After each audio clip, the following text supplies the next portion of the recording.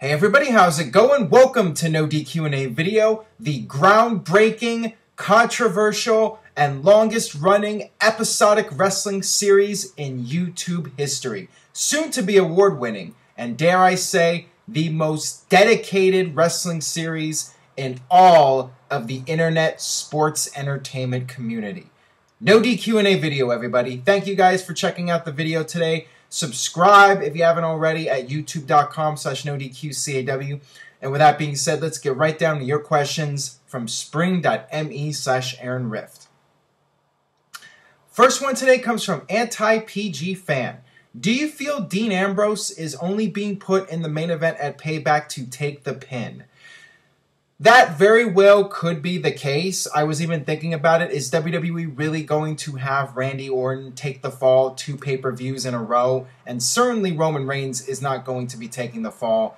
There's been a lot of speculation about the Payback match now that Dean Ambrose has been added to the mix. And as I talked about in the previous video, I think it's a good thing to have Dean Ambrose added to the match. It does create more intrigue and makes the match more unpredictable. There is a lot of speculation, as I just mentioned. I got this question here from OMCN36.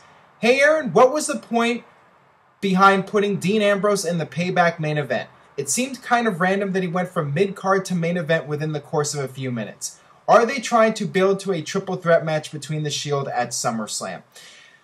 Well, I've talked about this for several months, how I wanted to see a Shield triple threat match. That's the one negative to doing this Fatal 4-Way match. I feel that it takes away from a future Shield triple threat match, and that match, when it does happen, if it does happen, it won't have as much impact.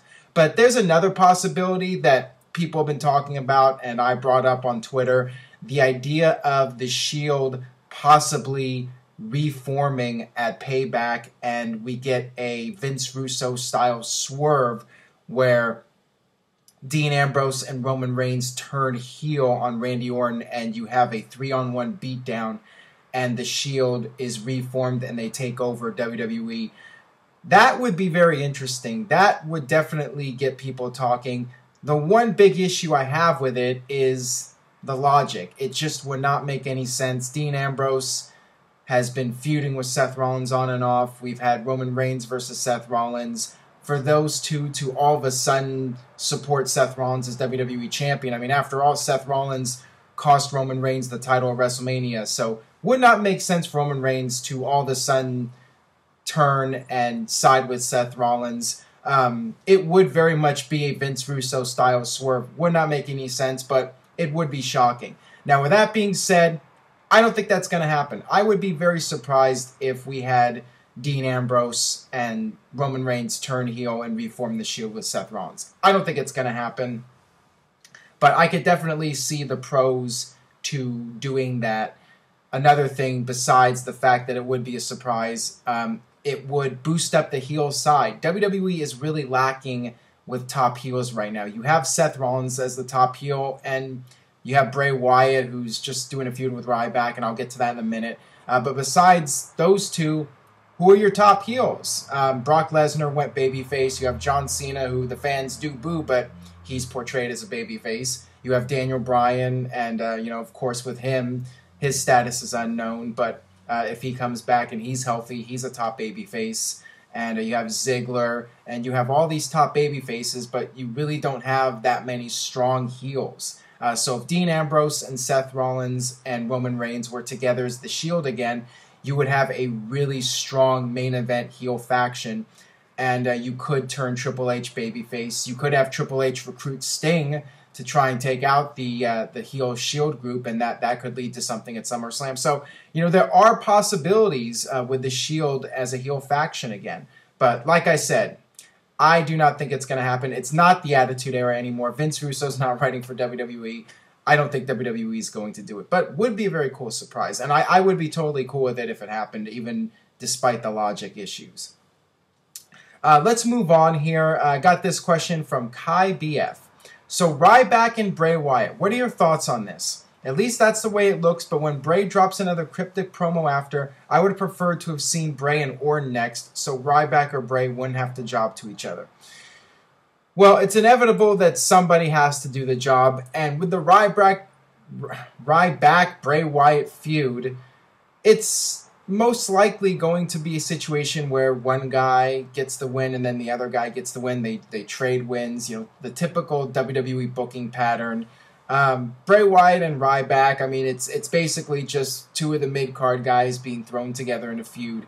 Not really a big fan of what WWE has done with Bray Wyatt. The guy has so much potential with the character. People love the character. It's unique. It's something different. But the way WWE has been portraying him with these cryptic promos, and it's the same thing. He does the promos and then he attacks someone completely random, and it's just the same storyline over and over again. They did it with Dean Ambrose, and then they did it with Undertaker, and now they're doing it with Ryback. It's getting old, and it just goes to show that WWE doesn't really know what to do exactly with Bray Wyatt.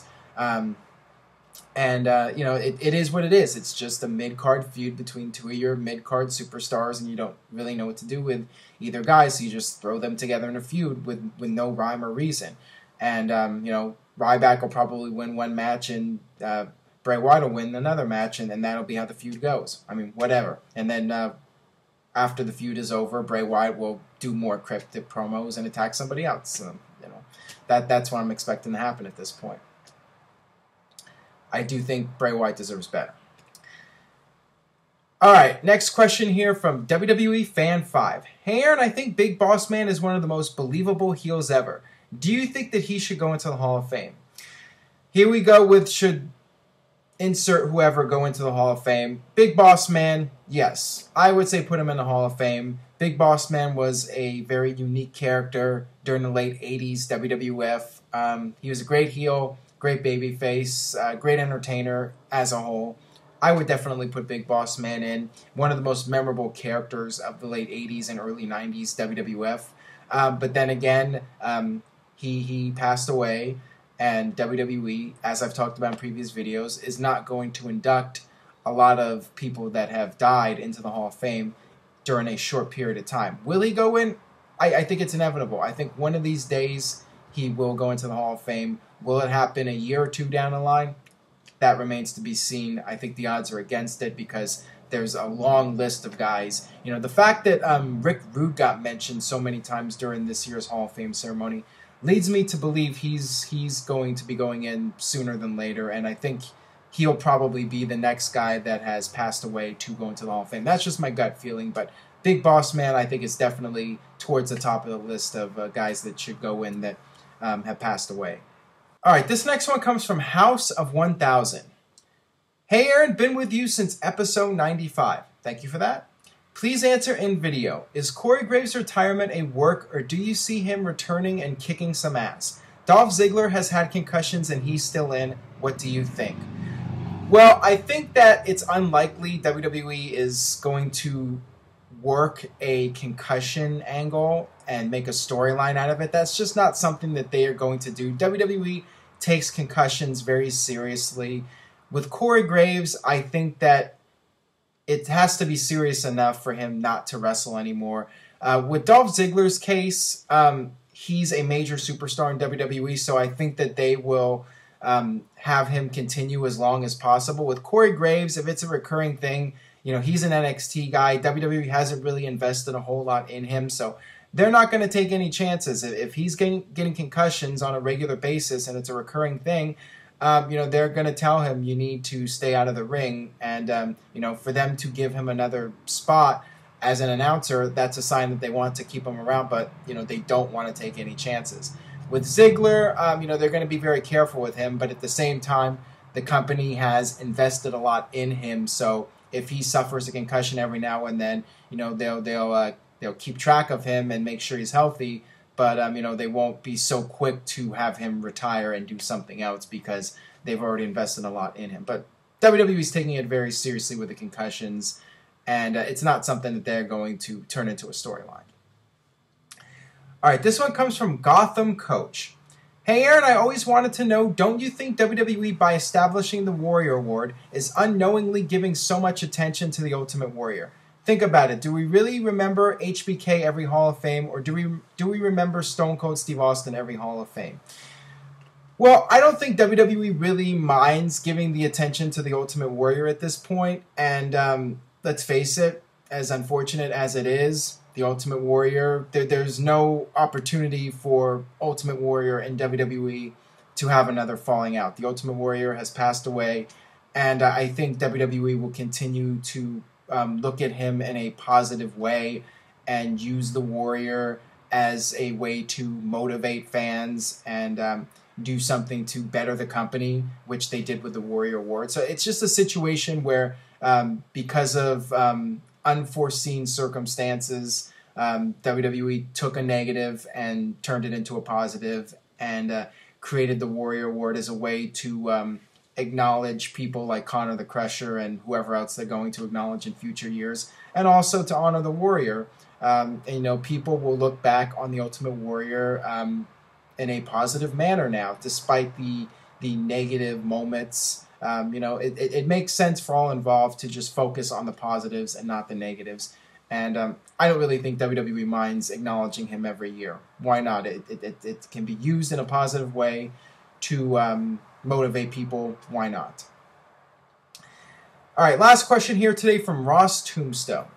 Hi, Aaron. What do you think of the 6-man Hell in a Cell match at Armageddon 2000? And why hasn't WWE repeated that match since? Thanks. Please answer in video. Well, that's a good question. I'm not really sure why WWE hasn't done another 6-man Hell in a Cell match. That was a really entertaining match. And with a 6-man Hell in a Cell match, you can make the match more interesting without having to do all the crazy bumps. And they even did have Rikishi take that bump. Very safe bump, but they did do something. I'd love to see another 6-man Hell in a Cell match. I would love to see one this year. They're doing Hell in a Cell in Los Angeles. I think it would change things up. It would make the Hell in a Cell match more interesting. And with that many guys, you know, it's never going to be boring. It's always going to be fun to watch. And you can work around the fact that it's PG and you're not doing blood. You know, that can help cover that up by having a 6-man match with lots of action. You know, people remember the match, and I definitely remember the Hell in a Cell match from 2000. I really don't know why they haven't done it, and you know, I've talked about in previous videos possibly doing a 6-pack challenge. There you go, Hell in a Cell 6-pack challenge. I'm all for it. Tweet WWE, let them know on social media. I mean, that's really all I can say. If you want to see it again, you got to let WWE know. I'm all for it. I'm going on record saying, do it. Do a 6-man Hell in a Cell match this year in Los Angeles. All right, that'll wrap it up for this edition of No DQ&A video. Thanks again for watching. Please spread the word on Facebook, Twitter, any social media website. Anybody you know in person who watches wrestling, have them check out No DQ&A video. I really do appreciate all the support from you guys, and the cat really does enjoy you guys giving him attention, talking about him in the comments. That's why he runs around the background. So thanks again for watching. Stay tuned to NoDQ.com for the very latest, and I will see you guys next time for more.